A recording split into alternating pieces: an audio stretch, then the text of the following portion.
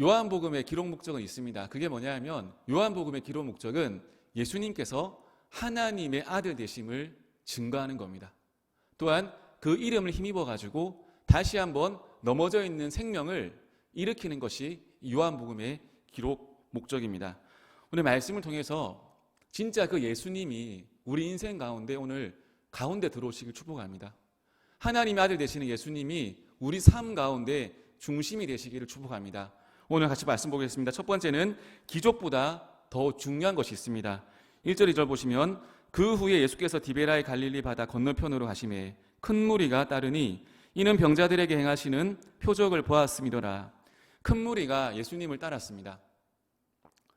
적게는 10,000명, 많게는 20,000명입니다. 왜 따랐는가 하면 예수님이 병자에게 행하시는 표적을 그들이 보았기 때문입니다. 제가 예전에 한 지역교회 얘기를 들은 게 있습니다. 그게 뭐냐면 그 지역에서 유명한 목사님이었습니다. 무엇으로 유명했는가 하면 금요 집회에 가면 장풍을 쏘신대요. 어머나 아시죠? 이렇게 장풍을 쏘신대요. 그래가지고 타 교회 성도님들도 금요일이 되면 그 교회로 다 몰려간다고 합니다. 그래서 왜 몰려가는가? 그 목사님이 쏘시는 장풍을 막기 위해서. 이게 코미디 같지만 실제로 벌어진 일입니다. 장풍 뭐 쏘는데 그거 맞으려고 다 갔다는 거. 근데 어느 날 한 청년이 장풍 맞으면 뒤로 굴러야 되는데 한 청년이 버텼대요. 팍 쐈는데 안 굴렀대요. 그래서 목사님이 당황하셔가지고 여러 방 쏘셨대요. 이렇게 빵빵빵빵. 근데 이 청년이 눈치 있고 굴러야 되는데 버텼대요. 근데 그 다음 주에 거짓말 같은 일이 벌어졌습니다. 그렇게 많이 모였던 성도들이 하나같이 안 왔다는 겁니다. 이게 코미디 같은 일이지만 이게 현실입니다. 현실. 사람들이 무엇을 구하는가 하면 예수님 자체를 구하는 것이 아니라 내 눈에 어떤 뛰어난 것, 내 눈에 어떤 특출난 것, 내 눈이 만족할 만한 것들을 구하는 사람들이 생각보다 많다는 겁니다.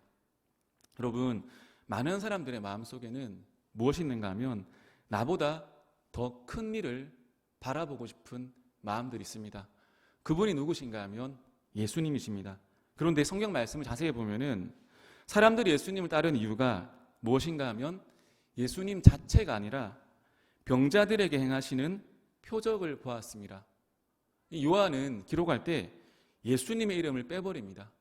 그 무리들이 예수님께 주목한 것이 아니라 예수님이 행하시는 표적만 바라보고 따랐다는 겁니다. 무리가 원했던 것은 뭐냐 하면 예수님이 과연 누구신가, 그분의 존재가 어떤 분이신가, 거기에 관심 있는 것이 아니라 자신들의 흥미, 자신들의 목적에만 관심이 있었던 겁니다. 실제로 그들이 오병이의 기적을 경험하였습니다. 또한 동시에 예수님의 말씀을 산에서 들었습니다. 결론은 무엇인가 하면 15절 보면 그러므로 예수께서 그들이 와서 자기를 억지로 붙들어 임금으로 삼으려는 줄 아시고 다시 혼자 산으로 떠나가시니라. 기적을 경험했음에도 불구하고, 오병이어의 기적을 경험했음에도 불구하고 그들의 마음과 생각은, 예수님을 향한 태도는 조금도 변하지 않았다는 것을 우리는 알 수가 있습니다. 다시 말해가지고 그들의 신앙은, 그들의 믿음은 예수님 자체를 구하는 것이 아니라, 예수님 자체를 따르는 것이 아니라 예수님이 행하시는 그 표적, 그것만 바라보고 자신이 자신들의 필요와 수단을 따라서 예수님을 이용했다는 것을 알 수 있습니다. 여러분, 예수님이 표적을 베푸시고 기적을 베푸시면 무엇을 봐야 됩니까? 아, 저분이 실제로 실로 하나님의 아들이시구나, 당신이 능력이 있으시구나 라는 걸 보아야 되는데, 사람들은 그 표정만 주목했다는 겁니다. 여러분, 신앙생활을 우리 다들 짧게 하신 분들은 없으시죠? 많이 하십니다. 오래 했는데도 변화되지 않고 믿음이 깊어지지 않는 이유가 여러분 뭡니까? 변화되지 않는 이유는 한 가지입니다. 바라고 구하기만 하는 겁니다. 예수님을 믿는다 하는데, 따른다고 하는데 바라고 구하는 것만 예수님 통해서 구합니다. 맨날 여러분 뭐를 보여달라고 합니다. 내 인생 가운데 주님 한 방을 보여달라고 합니다. 또 그런 것도 있죠. 보좌를 흔드는 기도. 흔들기에 뭘 흔듭니까? 보좌를 어떻게 흔듭니까? 보좌를 흔들어 가지고 주님을 깨워서 주님을 놀라게 해가지고 우리의 뜻을 이루자는 겁니다. 예수님 이 마음은 아시거든요. 보좌 흔들어 가면서 기도합니다. 들어주면 할렐루야, 안 들어주면 놀렐루야 하죠. 예수님 과연 그분이 진짜 누구이신가, 어떠한 존재인가, 이거 제일 중요합니다. 여러분, 믿음이 깊어지기 위한 기초는 뭐냐 하면 이 순서가 중요한 거거든요. 그분의 표적을 보고 따르는 것이 아니라 예수님께서는 하나님의 아들이시다, 그분은 구원자이시다, 그분은 전능자이시다 라는 것을 먼저 내 안에 받아들여야 됩니다. 지금 우리들이 놓치는 게 뭐냐 하면 그분을 받아들이는 게 아니에요. 예수님 자체를 구하는 것이 아니라 표적만 따르는 겁니다. 겉에 드러나는 능력만 구하는 겁니다. 여러분, 우리 신앙도 마찬가지 아닙니까? 우리 인생 가운데 일어나는 일들이 있거든요. 빨리 정리되기만을 바라는 것, 빨리 예수님이 이 문제를 빨리빨리 처리해 주시기만을 바라는 것, 이 사건 가운데, 상황 가운데 하나님의 뜻, 하나님의 관심, 하나님 무엇을 원하는 것은 아무 관심이 없는 거예요.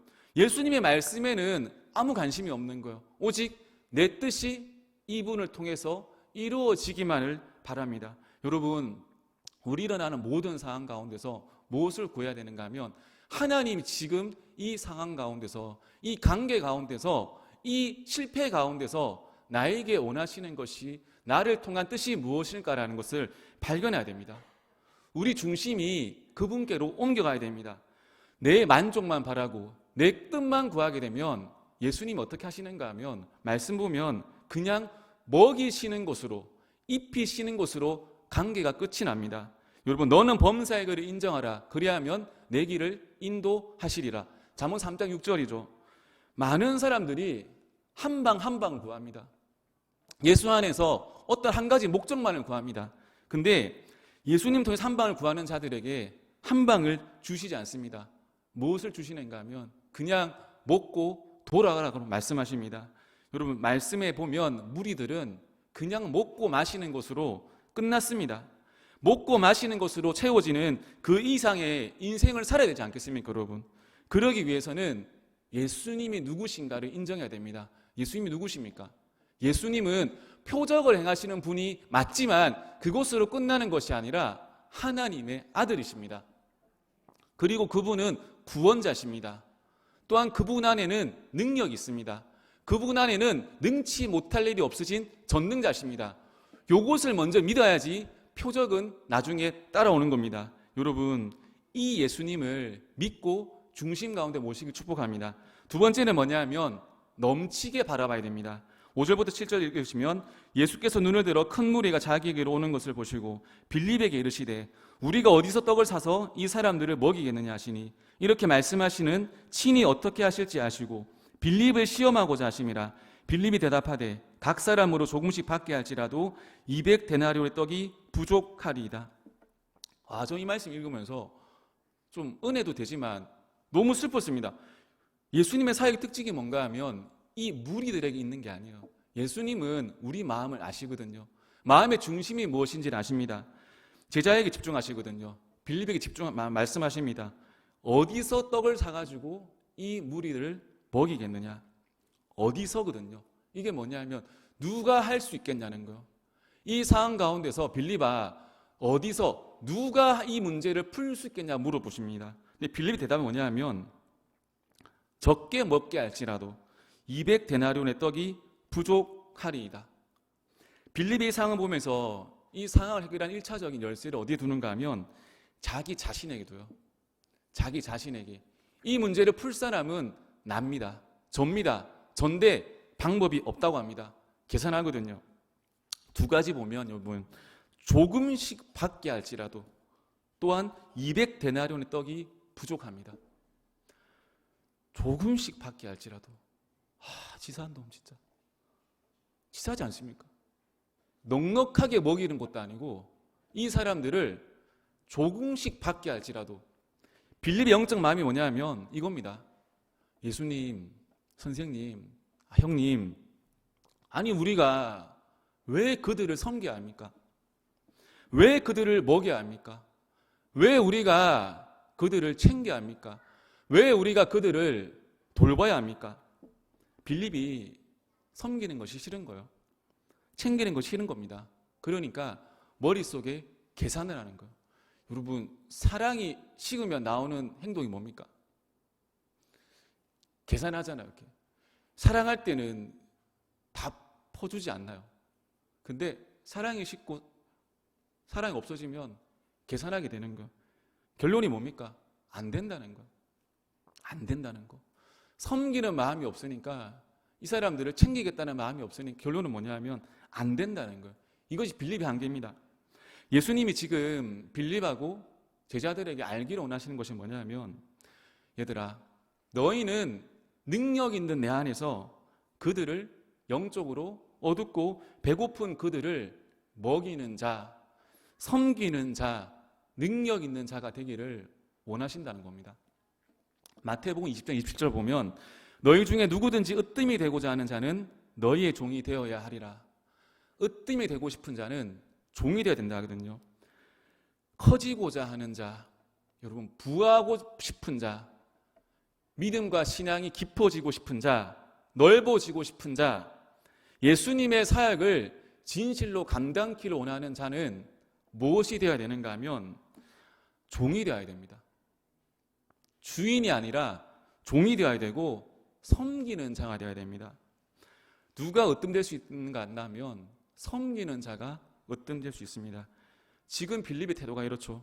나는 예수님 그들을 섬기고 싶지 않아요. 내가 왜 섬겨야 됩니까? 나 지금 슈퍼 대스타 예수님 최측근 중에 한 명 아닙니까? 그러면 차라리 내가 그들에게 대접을 받아야지. 내가 그들에게 무언가를 받아야지. 내가 왜 그들을 섬깁니까? 예수님 도대체 무슨 소리 하십니까? 아니 그들이 우리를 따르고 우리에게 공물을 바치고 우리를 경배해야 되지 않습니까? 왜 내가 그들을 섬겨야 합니까? 이게 뭡니까? 이것이 빌립의 마음인 거예요. 빌립 상상되지 않습니까? 예수님 앞에서 짜증내고 있는 거예요. 여러분 섬기려 하지 않으니까 머릿속이 복잡해집니다. 머릿속이 복잡해집니다. 그리고 뭐가 느는가 하면 섬기려 하지 않으면 짜증이 늡니다. 섬김 받으려 하는 자의 결국엔 결론이 뭐냐면 안 된다는 거예요. 안 된다. 이런 빌립을 여러분 참 예수님 은혜가 있죠. 가만히 안 만나주시고 그냥 놔뒀으면 어떻게 하겠습니까? 지금같이 만났을 때 같이 젊을 때야 젊음으로 버티고 살아가겠지만 나중에 한 살 한 살 나이 들면서 이 빌립 얼마나 추한 인생 살아가겠습니까 여러분? 밥 한 끼 시원하게 누구에게 대접하지 못하는 불쌍한 인생, 추한 인생 살아가지 않겠습니까? 이런 인생을 예수님 만나주신 겁니다. 맨날 섬김만 받으려는 영적 아기 같은 인생이었습니다. 나중에는 여러분 가만히 두면 지 맘대로 하는 거예요. 남 생각도 남 배려도 남 존중도 없이 그냥 자기가 하고 싶은 대로 하는 인생으로 살아갈 텐데 예수님이 이런 빌립을 세워주십니다. 예수님이 원하시는 것이 뭐냐면 빌립아 너는 너를 채우는 인생을 살아가지 말고 남을 채우는 인생을 그런 인생으로 살아가기를 예수님이 바라십니다. 상대방을 채우는 인생을 빌립이 살기를 원하십니다. 아멘. 섬김의 자세에서 그 생명을 살리는 그 삶으로 살아가기를 예수님이 간절히 원하십니다. 여러분 성경에 보면은 바리새인이 왜 능력이 없는 줄 아십니까? 바리새인은 섬기기보다 받는 것에 섬김 받는 것에 익숙합니다. 섬김 받는 것에 익숙하니까 무엇이 굳는 줄 아십니까 여러분? 간절함이 굳어요. 그 또 한 가지는 발이 굳어요. 그러니까 어디로 움직이지를 못하는 거예요. 그러니까 인생 가운데 아무런 이벤트가 일어나지 않는 겁니다. 여러분 섬기려는 자는 발이 빨라요. 간절합니다. 그래서 섬기는 자가 으뜸이 되는 겁니다. 제가 예전에 한 병원에서 진짜 의사 선생님하고 한번 얘기할 수 있는 기회가 있었습니다. 이 의사분이 하는 말이 뭐냐면 의사 선생님들도 여러 가지 이렇게 종류가 있다 하시더라고요. 그게 뭐냐면 일단 의사가 되는 것 자체가 굉장히 힘든 과정이래요. 또 힘든 과정이 뭐냐 하면 의사분들 중에서도 좋은 자리에, 이름 있는 자리에 올라가는 건 더 힘들다고 합니다. 근데 중요한 것은 본인들끼리는, 자기 세계에서는 서로 다 알고 있대요. 무엇을 알고 있는가 하면 이 의사라는 직을 통해서 돈을 버는 게 목적인 것인가, 아니면 환자를 고치는 것이 목적인가를 그들은 안 돼요. 우리는 모르지만, 그죠? 우리는 그냥 가지만 그들끼리는 알고 있다고 합니다. 그래서 후자가 목적인 의사들끼리는 정규 과정을 끝내고도 끊임없이 하는 게 있다고 합니다. 그게 뭐냐 하면 끊임없이 환자를 대하면서 이 환자를 고치기 위해서 정규 과정이 끝났음에도 끊임없이 공부를 한다고 합니다. 오히려 학교 다닐 때보다 더 실제적이고 더 능력 있는 공부를 한다고 합니다. 그래서 여러분, 하는 말이 뭐냐 하면 진짜 실력은 의사가 되고 나서부터 판가름이 난다고 하더라고요. 여러분, 누가 능력 있는 인생을 살아가고 누가 은사 있는 인생을 살아가는가 하면 여러분, 살리려고 하는 사람, 내가 높아지려고 내 영광 드러내려고 하는 사람이 아니라 내가 상대방을 살리려고 애쓰는 사람, 무게중심이 나한테 있는 게 아니고 상대방을 살리려고 애쓰는 그 사람에게 하나님 은혜를 부어주십니다. 불을 부어주십니다. 물질을 부어주십니다. 아멘. 내가 대접받으려고, 내가 인정받으려고, 내가 대우받으려고 살아가는 인생은 살면서 점점 여러분 초라해집니다. 왜? 점점 경상도 말로 승에 차지 않는 거예요. 왜냐하면 섬김에도 역치라는 게 있거든요. 1을 섬김받았다면 나중에는 2, 3을 섬김받아야지 만족이 되는 거. 그러니까 여러분, 섬김받는 인생은 그렇게 행복한 인생이 아닙니다. 여러분, 어떤 인생 살아가시겠습니까? 한 가지죠. 섬기는 인생 살아가시길 축복합니다. 섬김의 능력이, 섬김의 마음이 더 커질수록 여러분, 실력은 늘어나게 되어 있습니다. 능력은 늘어나게 되어 있습니다. 더 많은 사람들을 살리고 더 많은 사람들을 구하고 싶은 그 갈망과 마음이 늘어날수록 그 사람의 인생의 실력은 여러분 폭발적으로 늘어나게 되어 있습니다. 풍성한 인생을 경험할 수 있습니다. 하나님은 우리가 그렇게 넓어지길 원하십니다. 아멘. 아멘 안 하시죠? 크게 해주십시오. 아멘. 이렇게 공부를 학생들 안 오셨죠? 공부 왜 합니까? 뭐 물어보겠어요. 돈을 왜 법니까? 그 돈을 통해서 내가 대접받으려고, 그 공부를 통해서 내가 영광 받으려고. 그럼 여러분, 그런 목적을 가지고 한다면 그 사람은 인생의 어느 시점에서 분명한 100%입니다. 반드시 절망을 경험하게 되어 있습니다. 인생의 벽과 한계를 경험하게 되어 있습니다. 그런데 내가 공부하고 내가 사역하고 내가 돈을 버는 목적이 섬기려고, 도우려고, 남을 살리려고 하는 사람은 여러분 멈춤이 없습니다.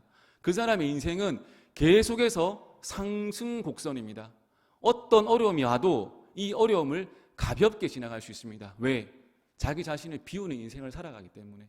여러분, 어떤 인생을 살아가시겠습니까?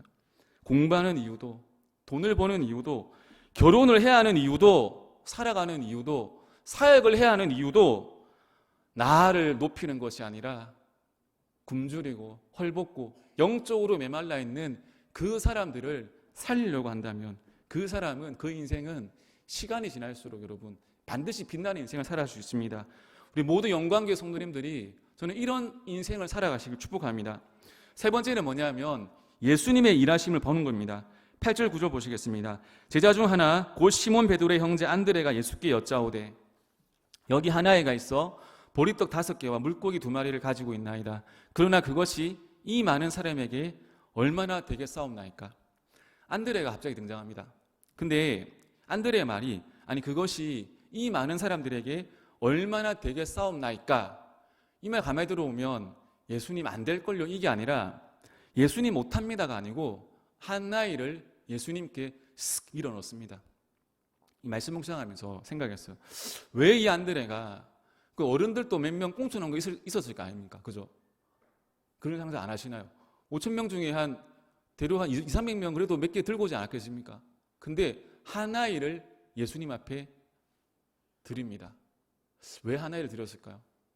이 한 아이가 결코 자랑치 못하게 하려고. 아이들은 순수하잖아요. 이 일로 인해서 자기를 드러내지 않을 거잖아요. 이 상황 앞에서 아이를 예수님께 드리고 이 제자들은 한 발짝, 두 발짝, 세 발짝 빠집니다. 이 상황 가운데서 제자들은 물러납니다. 물러나서 무엇을 하는가 하면 예수님이 이 상황 가운데서 일하심을 바라봅니다. 살아가다 보면 여러분 인생에 답답한 순간이 오지 않습니까? 답답한 순간. 그 인간만 생각하면 답답해지고 그 상황만 생각하면 숨이 탁 멎는 그 순간들이 오지 않습니까? 그때 여러분 무엇을 믿어야 되는가 하면 내가 할 수 있다가 아니고 예수님이 지금 이 순간 가운데서도 우리 가운데 일하시고 계신다는 것을 여러분 믿어야 됩니다. 내 열심이 아니라 하나님의 열심을, 하나님의 일하심을 바라보는 믿음이 여러분 있어야 됩니다. 여러분 대한민국에 얼마나 병원도 많고 있어도 많습니까? 어떤 큰 병이 걸리면 뭐 예를 들어 대한민국에 그런 거 있죠. 10대 암치료 명의들 뭐 다 있지 않습니까? 인터넷 지금 다 나옵니다, 여러분. 뭐 어떤 병에서는 뭐 삼성 어디를 가라, 어떤 병에서는 뭐 세브란스를 가라, 어떤 병에서는 아산을 가라, 다 있는데 여러분 우리가 그 치료 방법을 다 알고 가나요? 그 의사분들을 만나러 갈 때 선생님 제가 생각해 보니까 저의 치료 방법은 요렇게 하면 치료될 것 같습니다. 이렇게 딱 짜고 가나요? 간혹 그런 사람이 있다고 합니다. 의사분들 얘기 들어보면 치료법을 자기가 가져와가지고 들이내미는 사람이 있다고 합니다. 제가 예전에 한번 그랬습니다. 네, 제가 한번 그런 적이 있습니다. 근데 치료 방법은 우리는 몰라요. 알 수가 없어요. 근데 그분을, 그 의사 선생님을 믿고 맡기는 것 아닙니까? 안 그럽니까, 여러분? 저는 그 머리 커트하러 갈 때, 미용실에 갈 때 별 얘기 안 합니다. 뭐 이쁘게 해주세요. 뭐 이렇게 잘라주시고 이렇게 그런 소리 안 합니다. 선생님 알아서 해주십시오. 좀 잘했습니다. 알아서 해주십시오. 눈도 보면 사실 후회스럽지만 그분이 그죠? 이렇게 저보단 권위자이기 때문에 감히 말을 못합니다. 이렇게 표정도 승질나지만 이렇게 다음을 또 와야 되니까 애써 괜찮은 척 감사합니다. 근데 중요한 건 뭡니까? 나보다 더 능력 있는 사람에게 맡기는 거예요. 맡기는 게 여러분 능력입니다. 여러분 믿음이 뭐냐면 믿음은 바라는 것들의 실상이고 보이지 않는 것들의 증거라 했거든요. 이 말이 뭐냐면 다시 말해가지고 우리가 바라보는, 우리가 생각하는 이상적인 상황들이 있습니다. 이렇게 우리가 그리는 상황들이 있죠. 이렇게 되었으면 좋겠다라는 것들이 있습니다. 근데 현실은 뭐냐면 현실은 절망적인 거예요. 힘든 거예요. 도무지 우리가 바라는 그 이상이 되지 않을 것 같은 것이 우리 현실인 거예요. 근데 그 사이에 갭이 있지 않습니까? 현실과 이상 사이의 갭.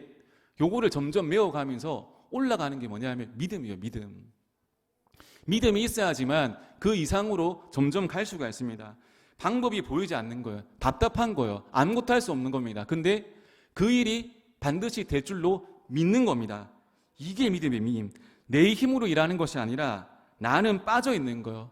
내 지금의 현재 주목하는 것이 아니라 되어질 그 일을 바라보고 믿는 것이 여러분 믿음입니다. 믿음. 이게 하나님의 입장에서는 내가 너희들을 반드시 복주겠다. 이게 성경적으로 말하면 언약이거든요. 언약. 우리 입장에서는 그 언약을 성취할 능력이 없습니다. 왜냐하면 하나님이 약속도 주시고 그 일들을 이루어 가시기 거기 때문입니다. 우리 입장에서 해야 될 건 뭐냐면 하나님 맞습니다. 예수님 맞습니다. 지금 내 상황은 이런 상황임에도 하나님의 약속을 믿습니다. 예수님의 회복을 믿습니다. 믿는 것이 일이라는 그 일. 여러분 만물을 창조할 때 영적 원리가 있거든요. 영적 원리가 뭐냐면 균형이에요. 균형.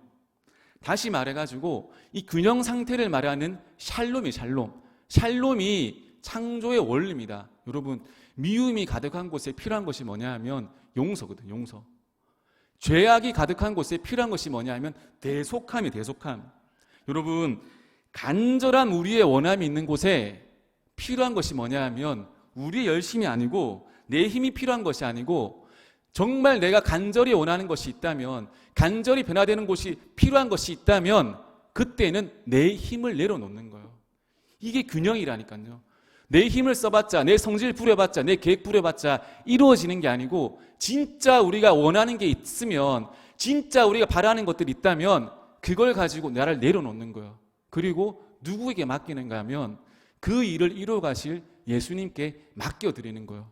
그리고 나서 그 영광을 보는 거고 하나님을 찬양하는 겁니다.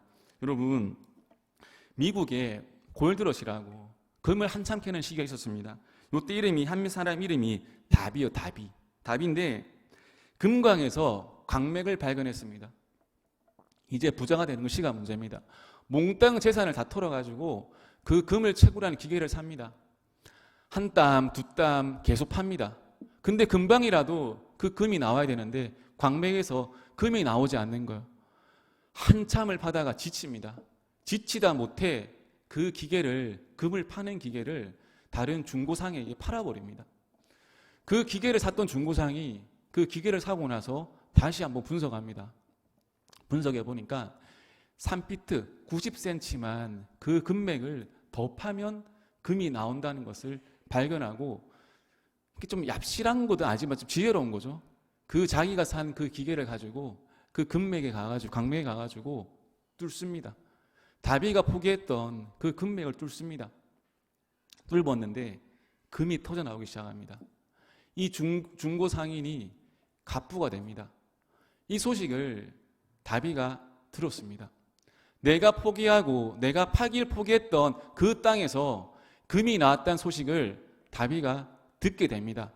여기서 다비는 참 힘들었습니다라고 끝내면 이 설교가 아니죠, 그죠? 이 다비는 한 가지 인생 교훈을 얻습니다.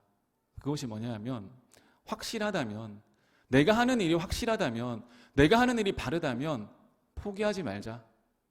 상대방이, 주변의 상황이 아무리 아니라고 해도 정확하다면, 내가 확신한다면 밀고 나가자는 그 교훈을 얻게 됩니다. 이 다비가 무엇을 시작하는가 하면 보험 판매업을 시작합니다. 근데 여러분, 보험 판매업이 제일 많은 것이 뭡니까? 거절감이잖아요. 이거 한번 해보시겠습니까? 네, 하겠습니다. 기다렸습니다. 이런 사람 어디 있습니까? 열이면 아홉이, 싫어요, 나 없어요, 나 필요 없어요. 근데 이 다비가 그 일을 겪고 나서 상대방이 아무리 노라고 해도, 아무리 거절감을 안겨준다 하더라도 포기하지 않는 믿음을 가지게 됩니다. 나중에 다비는 그 금맥을 발견해가지고 금을 발견한 것보다 더 큰 부자가 됩니다. 우리 인생 가운데서 예수님이 함께 하신다는 것을 믿으면 무엇을 해야 되는가 하면 나는 포기하지 않고 기다리는 거예요. 예수님을 믿는다면, 그분이 일하신다는 것을 믿는다면 나는 그 일 가운데서 한 발짝 빠져나와가지고 예수님의 일하심을 바라보는 겁니다. 믿음과 동료는 뭐냐면 기다림이거든요. 기다려주는 거예요, 여러분. 내 뜻은, 내 마음은, 내 계산은 요때쯤 되면 될 것 같다고 생각되지만 하나님의 큰 계획 안에서 시기는 알 수 없지만 믿는다면 기다리는 거예요. 기다리고 인내하고 포기하지 않으면 여러분 반드시 열매를 맺습니다. 그러기 위해서는 우리가 여러분 세상의 편에 서 있는 것이 아니라 하나님의 편에 서 있어야 돼요. 복 있는 사람은 악인들의 꾀를 따르지 아니하고 죄인들의 길에 서지 아니하고 오만한 자들의 뭡니까? 자리에 앉지 아니한다잖아요. 오직 여호와 율법을 즐거워하여 그의 율법을 주야로 묵상하는도다. 그는 시냇가에 심은 나무가 철월달에 열매를 맺어 그 나무 잎사귀가 마르지 아니한 같으니, 그 다음 뒤에 뭡니까? 그가 하는 모든 일이 형통하리로다. 악인은 그렇지 아니하며 바람에 나는 겨와 같도다. 그러므로 악인들은 의인들의 심판을 견디지 못하며 죄인들은 의인들의 모임에 들어가지 못하리로다. 대저 의인들의 길은 여호와께서 인정하시나 악인들의 길은 망하리로다. 여러분, 예수님 간절히 믿어야 돼요. 예수님을 진짜 전인격적으로 믿어야 돼요. 내 인생의 몇 프로 지분만 예수님께 떼드리는 것이 아니라 우리 인생을 충분히 드릴 만한 가치가 있으신 분이에요. 그분이 하나님의 아들이시거든요. 여러분, 걱정, 근심 몰려들 때마다 예수님을 바라보십시오. 내 계산과 내 생각에 의지하지 마시고 하나님이 이루어 가신다. 그 가정, 그 문제, 그 병, 그 어려움, 하나님 저는 할 수 없습니다. 근데 주님은 하십니다. 이거를 그냥 가볍게 생각하는 게 아니라 진실되게 그분을 바라볼 때 그분이 반드시 일하십니다. 저는 이것을 믿습니다. 우리 사랑하는 성도님들, 그분 안에서 믿음을 키워야 됩니다. 내 눈앞에서 안 될 것 같고, 내 눈앞에서는 절망적일 것 같고, 내 눈앞에서 도무지 바뀌지 않을 것 같은 그 모든 것들이 주님 안에서는 능력으로 변화됩니다. 아멘. 이 능력을 바라보시고 끊임없이 기도하시고 상황 가운데서 포기하지 마시고 끝까지 하나님 구하시는 우리 믿음의 귀한 성도 되시기를 예수님의 축복합니다.